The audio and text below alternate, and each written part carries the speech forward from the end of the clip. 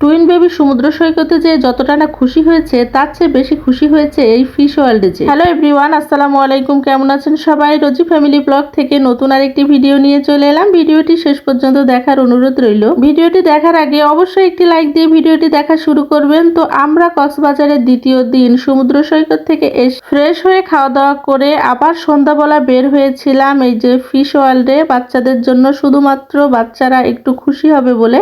খুবই টায়ার্ড ছিলাম, একদমই আসতে ইচ্ছা করতেছিল না, তারপরও কিন্তু চলে আসলাম শুধুমাত্র বাচ্চাদের জন্য, যাতে বাচ্চারা একটু খুশি হয়।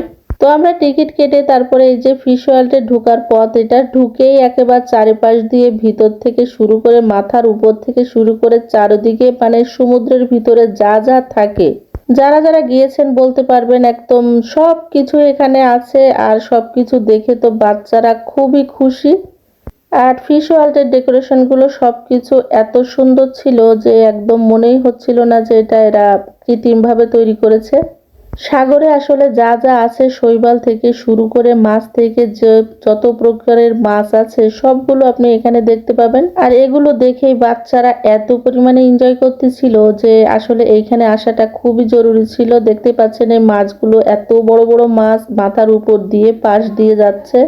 বাচ্চারা আসলে যেদিকেই তাকাচ্ছে সেদিকেই মাছ দেখতে পাচ্ছে বিভিন্ন রকম। আর এত সুন্দর মানে কারুকাজ করা ছিল চারপাশটা, হালকা হালকা লাইটিং সবকিছু মিলিয়ে খুবই সুন্দর ছিল, যেটা আসলে বড় থেকে ছোট সবারই ভালো লাগবে। আর এখান থেকে নিচতলা থেকে ঘুরতে ঘুরতে কখন যে আমরা দোতলা তিনতলায় চলে গিয়েছিলাম এটাই বুঝতে পারিনি। তিনতলার উপরে আবার বাচ্চাদের খেলাধুলার জায়গাও আছে। বাচ্চারা কিন্তু একদমই ভয় পাচ্ছিল না, বিশেষ করে এটা বাচ্চাদের জন্য খুব সুন্দর। আর দেখে মনে হচ্ছে না যে আসলে এগুলো সুন্দর করে এরা ডেকোরেশন করেছে, খুবই সুন্দর লাগতেছিল। আমার কাছে তো খুব ভালো লেগেছে। আর আপনাদের কাছে কেমন লাগছে অবশ্যই কমেন্টে জানাবেন। এই মাছ দেখতে দেখতে মনে করেন যে মাছের চারপাশ বিভিন্ন রকম, শুধু মাছ বলে কোনো কথা না, সব কিছুই আমি অল্প অল্প করে খুবই অল্প অল্প করে ভিডিও করতে পেরেছিলাম, সেগুলো আপনাদের সাথে শেয়ার করছি। তো এইখান থেকে আমরা অনেকক্ষণ ছিলাম, আমরা এই বাচ্চারা মাছ দেখতেছিল আর ওরা খুবই এনজয় করতেছিল। আর আমিও একটু একটু করে সবগুলো ভিডিও আপনাদের সাথে শেয়ার করতেছি। যেহেতু বাচ্চাদের জন্য আসা, নিশ্চয়ই বাচ্চারা খুশি হলে বাবা মা হিসেবে আমাদেরও খুব খুশি লাগবে। রাইসাও খুব আনন্দ করতেছিল, ওরা খুব এনজয় করতেছিল এই মাছগুলো দেখে। মোট কথা সাগরের যে সৌন্দর্য সবকিছুই কিন্তু এখানে ফুটিয়ে তুলেছে। আর যত প্রকারের মাছ আছে সবগুলো দেখা যাচ্ছে, একেবারে হাঙর থেকে শুরু করে সব মাছ, ছোট ছোট মাছ থেকে শুরু করে বড় বড় মাছ পর্যন্ত কি নেই সব এখানে আছে। আর দেখে বাচ্চারা সবচেয়ে বেশি এনজয় করতেছিল। শৈবাল থেকে শুরু করে কাঁকড়া, লাল কাঁকড়া থেকে শুরু করে সবকিছু। তো আমি একটু একটু করে চেষ্টা করেছি আসলে ভিডিও করার, সেভাবে হয়তো পারিনি, আস্তে আস্তে করে সবগুলো ভিডিও করছিলাম। এতে আসলে সবকিছু অক্সিজেন দিয়ে খুব সুন্দর করে এরা তৈরি করে রেখেছে। তো আমরা আসলে এভাবেই সময়টা কেটে গিয়েছিল, অনেক রাত পর্যন্ত আমরা এখানে ছিলাম। তারপরে এখান থেকে বের হয়ে তারপরে খাওয়া দাওয়া করে একেবারে হোটেলে চলে গিয়েছিলাম আর কি।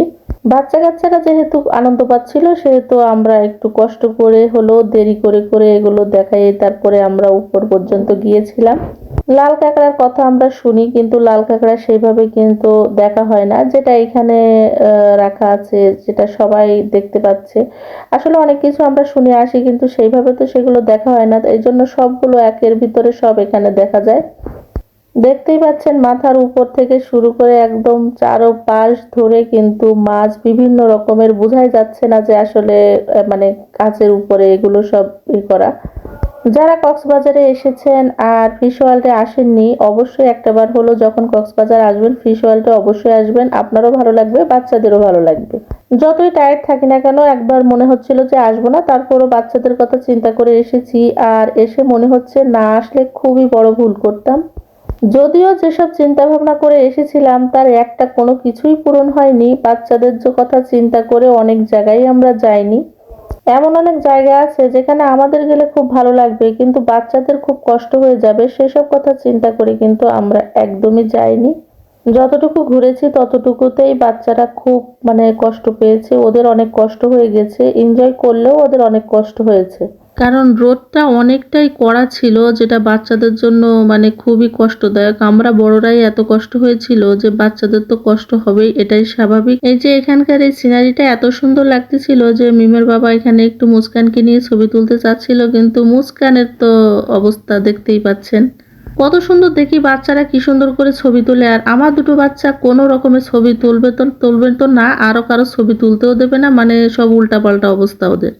একটা ছবিও ভালো করে তুলতে পারিনি। যাই হোক, নিয়ে এসেছিলাম কিনা কক্সবাজার, এটাই হলো সবচেয়ে বড় কথা। বড় হয়ে যদি বলে কক্সবাজার আমরা যাইনি, কই আমাদের ছবি কই, তখন এই যে ভিডিও কান ধরে দেখাই দেব। যাই হোক, দেখতে দেখতে কিন্তু আমরা এই যে উপরের দিকে চলে এসেছি, আর এইখানকার ডেকোরেশনটাও খুব সুন্দর ছিল। আর উপরে অনেক ওই যে মণি মুক্তা যে যেটা পছন্দ করেন সবকিছুই উপরে পাওয়া যায়, আচার থেকে শুরু করে সব। তবে দাম, এত পরিমাণে দাম ওখানে যে আসলে আসল কি নকল সেটা বলতে পারবো না, কিন্তু অনেকে এখান থেকে কিনছে, তবে আমি কোনো কিছু এখান থেকে কিনিনি। এদের কথা বিশ্বাস করে আচারগুলো কিনে এখানে একেবারে অথেন্টিক আচার পাওয়া যায় বলে, বার্মিজ আচার বলে আমি কতগুলো কিনছিলাম। মিমের বাবা বারবার করে নিষেধ করেছিল, কিন্তু আমি শুনিনি। ওনারা বলেছিল যে বাইরে থেকে আচার কিনলে বালি হবে, এখান থেকে কিনতে। তো এখানে কেনার পরে সবগুলোই বালি হয়েছিল। কি বলবো, বিশ্বাস করে যে কি ঠকেছি। যাই হোক, ভিডিওটি যদি কোথাও ভালো লেগে থাকে লাইক কমেন্ট শেয়ার করে আমার পেজের পাশে থাকবেন। আর কালকের কক্সবাজারের লাস্ট ভিডিও দিব। আজকে এই পর্যন্তই, আল্লাহ হাফেজ।